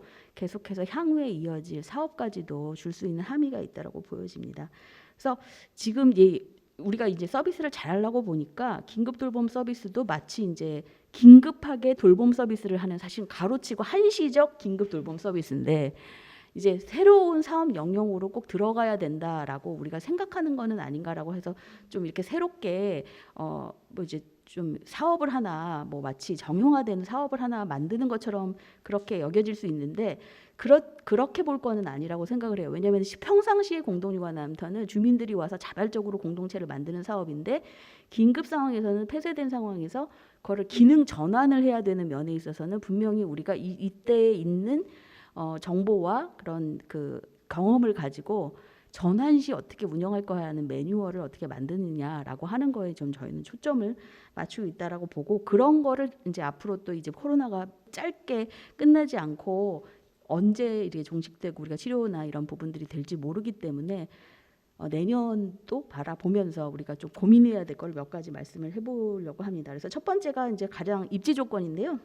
일단 지금 아마 전체 센터가 다 폐쇄된 게 아니라 외부형 센터들이 많았기 때문에 건물 전체가 폐쇄되지 않았던 것도 굉장히 주요했다라고 봅니다.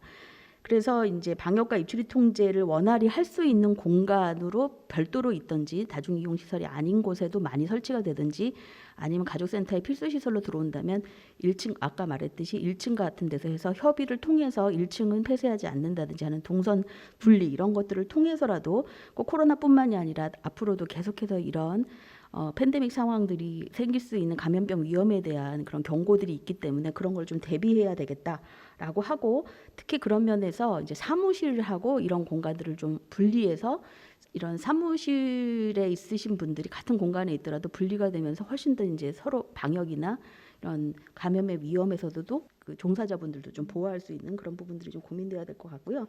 두 번째는 아마 어려우셨던 것 중에 대부분이 예측 불가능하게 누가 언제 어떻게 올지 모르고 그 다음에 많은 분들을 이렇게 오신다고 해도 받을 수 없는 서비스 특성이 있는 상황에서 이걸 통제할 수 있는 시스템이 부재한 상황에서 너무 애를 많이 쓰셨습니다. 그래서 저희가 고민하는 거는 지금 현재 4차 산업혁명과 관련돼서 지금 현재 우리가 뭐 QR코드라든지 이렇게 해서 출입 동선 그다음에 서비스 신청 이런 것들을 지금 전자화하는 그런 기술들이 굉장히 많이 이제 그 활성화되고 있는데 건강가정지원센터 특히 이런 긴급돌봄 서비스 할 때는 이런 것들이 굉장히 중요하겠다. 그래서 지금 같은 경우에도 수기로 서비스 신청을 하셔서 아이들을 그냥 보낼 때 이 시간에 애들이 오는지 안 오는지 이런 걸 예측을 못한단 말이죠. 그래서 지금 현재 저희가 하반기에 이제 이용자 동의하에 QR코드를 통해서 한번 인증하고 난 다음에는 입출입이 통제돼서 실적 집계라든지 이런 것들도 좀 원활하게 할 수 있는 그런 것들을 시범 사업을 하려고 그렇게 하고 있고요. 향후에 이 모형을 그대로 발전시켜서 건강가정 다문화가족지원센터에서 앞으로 이제 공간을 이용하는 서비스 시대가 올 거라고 보여지거든요. 왜냐하면 그런 가족센터 SOC도 그렇고 다가온이라고 하는 다문화가족 전용 것도 그렇고 공동육아나한테도 그렇고 그래서 그런 부분들로 홍보, 신청, 등록, 사후 관리까지 한꺼번에 할 수 있게 관리할 수 있는 시스템을 마련해서 실무자분들 또 이용자분들 모두에게 도움이 될 수 있도록 노력을 하고자 합니다. 그 다음에 이제 틈새 돌봄이라든지 사각지대 돌봄이 중요하지 않다라는 것은 아닌데 긴급 돌봄 서비스는 단순히 이제 뭐 소득뿐만이 아니라 굉장히 그 시기 그런 그 다음에 지금 정가온 그 연구위원께서도 얘기했지만 왜 다른 데 안 보내고 여기를 보냈느냐라고 하는 부분에 대해서 저희가 이제 고민을 하다가 너무나 물어야 되는 질문도 많기도 했고 그다음에 자칫해서 어떤 서비스를 비교하는 다 같이 지금 이런 상황에서 고생을 했는데 마치 다른 거에 비해서 좋다 만족도나 이런 것들이 하게 되면 오히려 이제 그렇게 같이 고생하시는 분들한테 예의가 아니라는 생각 여러 가지 이제 그런 것 때문에 최종적으로 그 질문은 묻지 않는 것으로 했습니다마는 이 연구를 발주했을 때 저희 한가원의 입장은 뭐였냐면은 앞으로 그러면 긴급 돌봄 서비스를 이렇게 제공할 때 그 입지 조건을 어떻게 마련하는 것이 좋겠느냐라고 했을 때 지금 만약에 영유아는 훨씬 더 여기에 보내시려고 하는 분들이 좀 적었죠. 다른 시설도 분산도 많이 됐지만 또 위험도 그만큼 이제 애들이 혼자 걸어서 갈 수 없는 경우도 많았기 때문에 그렇기 때문에 입지 조건에서 초등생 학교 근처인 경우에 반드시 이런 거를 필수 시설로 넣는다거나 아니면은 이런 초등생이 많은 지역에 위치하는 가족센터의 경우에는 초등생용 공동육아 나눔터로 입지하도록 한다든가 하는 가이드라인이 이번에 이런 결과를 통해서 저희가 조금 정보를 얻게 되지 않았나라는 생각이 듭니다. 그 다음에 이제 무엇보다도 직원들의 헌신적인 노력이 있었는데 아마 최근 일주일 동안 가장 핫한 단어가 바로 이렇게 비대면 상황에서 대면 노동을 필수적으로 해서 우리의 생활을 돕게 하는 필수 노동자들에 대한 이런 처우 개선에 대한 문제가 지금 아마 가장 핫한 키워드일 것입니다. 그래서 이런 부분에 대해서 저희가 이제 한가원에서 뭘 다 할 수는 없겠지만 가장 중요한 것은 이렇게 한시적이지만 계속 했다 안 했다 사회적 거리두기에 따라서 휴관을 했다 안 했다 이런 상황에서 적어도 왜냐하면 그냥 얼마 동안만 막 그렇게 집중해서 할 수 있는 서비스가 아닐 확률이 높기 때문에 소진되지 않을 수 있도록 좀 필수 업무 매뉴얼을 조금 더 촘촘하게 만들어 드리면 좋지 않을까라고 하는 거에서 저희가 좀 그런 부분도 좀 고민을 하려고 합니다. 어쨌든 저희 요거를 이제 해주신 그 서비스를 제공하신 센터 분들 너무너무 고생하셨기 때문에 이 자리를 통해서 다시 한번 감사의 말씀을 전합니다. 네, 마치겠습니다. 박경은 본부장님 감사합니다. 토론자이시기도 하지만 실제로 이 그 연구를 또 발주하신 또 입장에서 또 향후 또 어떠한 식으로 이 긴급 돌봄이라든가 아니면 상시 돌봄 같은 경우 공동 육아 나눔터 그 사업을 어떤 식으로 운영할 것인가에 대한 그 이야기를 들을 수 있어서 좋았습니다. 그러나 이제 제가 이제 조금 이제 개인적으로 저는 사회자 입장이기도 하지만 들으면서 이제 좋았던 것은 이제 뭐 특별한 어떤 이 긴급 돌봄을 위한 것을 따로 마련한다기보다도 현재 있는 그러한 물적, 인적 자원, 그 공동 육아 나눔터의 그런 것을 활용을 해서 기능 전환을 하겠다는 그런 것이 굉장히 좋은 아이디어인 것 같고 한 가지만 말씀드리면은 이용자가 이제 만족도도 높았고 이 긴급 돌봄 서비스에 대한 만족도도 높았고 앞으로 여러 가지 요구 사항도 있었던 것 같아요. 그런데 저는 근본적으로 우리 한국 그 건강가정진흥원에서 제공하는 이런 긴급 돌봄 서비스 같은 경우 이번에 끝날 수 있고 다음에 또 생길 수도 있는데 어떤 내용을 어디까지 해야만 해주고 또 할 수 있는가에 대한 어떤 한계는 지어줘야 된다. 그렇지 않으면은 뭐 초등 돌봄이라든가 또는 어린이집이라든가 여러 기관에서 사실 하고 있는데 아까 말씀하신 그런 차별적인 부분 또 한계와 꼭 우리가 틈새 그 돌봄을 해야 되는 그런 지점들을 잘 찾아내고 그 분명하게 어떤 바운더리를 갖는 것이 중요하지 않을까 개인적으로 그런 생각을 해봅니다. 시간이 조금 길어져서 토론은 이제 여기까지 마치기로 하겠습니다. 자, 지금부터는 사전에 홈페이지에 이제 공지에서 안내를 했는데요. 발제 자료를 이제 보시고서 또 여러분들께서 그 질의를 해주셨어요. 그래서 그 질문에 대한 답을 다 할 수는 없고 몇 가지 질문을 이제 뽑아서 거기에 대해서 답을 하도록 하겠습니다. 사전 질의로는 많이 올라와 있었는데요. 다 할 수가 없어서 대답할 수 있는 부분에 몇 가지 질문을 제가 읽고 그리고 또 여기에 대한 답변은 박경은 본부장님께서 해주시기로 하셨습니다. 질문 중에 이런 것이 있었습니다. 코로나19가 장기화될 경우 돌봄 선생님들의 그 업무 과중과 그로 인한 돌봄의 질을 보장받을 수 없을 것 같아 염려됩니다. 이것은 이미 이제 토론에서도 이제 나왔던 얘기인데요. 이에 대한 대책이 있으신가요? 이런 이제 질문이 나왔어요. 네. 그래서 이거는 이제 제가 제 토론에서도 말미에 잠깐 말씀드린 바와 도 있고 그다음에 또 이제 우리 센터장님께서도 말씀을 좀 해주신 부분들이 있는데 이 부분이 이제 장기화됐기 때문에 그 업무 매뉴얼 부분에 있어서 이제 지금 현재 이렇게 서비스 만족도가 좋은 이유가 아동 1인당 사실 서비스 제공자의 비율이 엄청 높기 때문에 가능한 일이기 때문에 어디까지 할 수 있는 거 하지 말아야 하는 부분들과 관련돼서는 거리두기 단계별로 할 수 있는 매뉴얼들을 좀 촘촘하게 만들어서 좀 들어서 이제 교대 시간이라든지 서비스 백업 인력이라든지 그다음에 아까 말씀드린 대로 한 사람이 돌봄도 하셔야 되고 행정 관리도 하셔야 되고 또 어떤 또 다중일 때는 또 책임까지 지셔야 되는 그런 여러 가지 일들에 대해서 조금 더 그런 부분들을 세심하게 챙겨볼 수 있다라는 것부터 시작하겠다는 좀 말씀을 드리면 될 것 같습니다. 네, 감사합니다. 그리고 또 다른 질문은 이렇게 올라와 있는데요. 안녕하세요. 저는 맞벌이 두 아이의 엄마입니다. 이제 둘 다 초등학생으로 학교에서 진행되는 긴급 돌봄을 다니고 있습니다. 그리고 또 동네 그 건강가정지원센터도 잘 이용하고 있습니다. 공동 육아 나눔터에서 장난감 대여도 하고 품앗이 활동도 하면서 육아에 잘 활용하고 있는데요. 그런데 이제 이 좀 단점이 지역구에 하나만 있어서 지역이 멀어서 이용이 어려운 단점이 있습니다.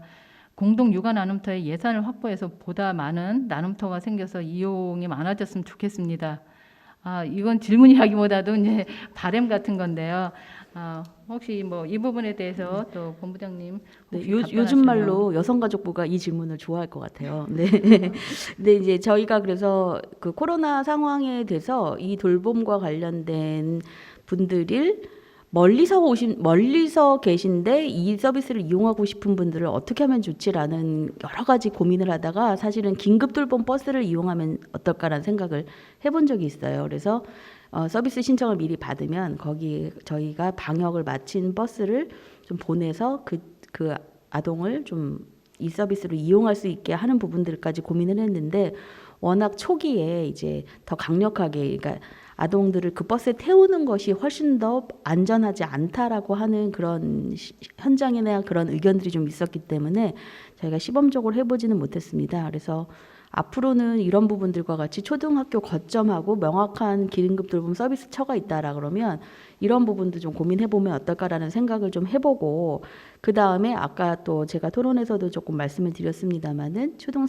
초등학교 근처라든지 돌봄 수요가 명확한 그런 곳에서는 조금 이렇게 외부형 공동육아남터를 좀 많이 확보하는 그런 것들을 저희도 조금 같이 노력을 할 거고요. 그 다음에 또 반가운 것은 어쨌든 100개소가 생기는 가족센터에 필수적으로 공동육아남터가 다 들어서기 때문에 그만큼이 더 수요가 늘어난다라고 하기 때문에 지역 센터 중심으로 앞으로 공동육아남터가 평상시에는 주민들이 자유롭게 이용하시다가 이런 위급한 상황에서는 긴급돌봄 서비스로 전환할 수 있는 그런 센터가 더 많아질 것으로 기대를 합니다.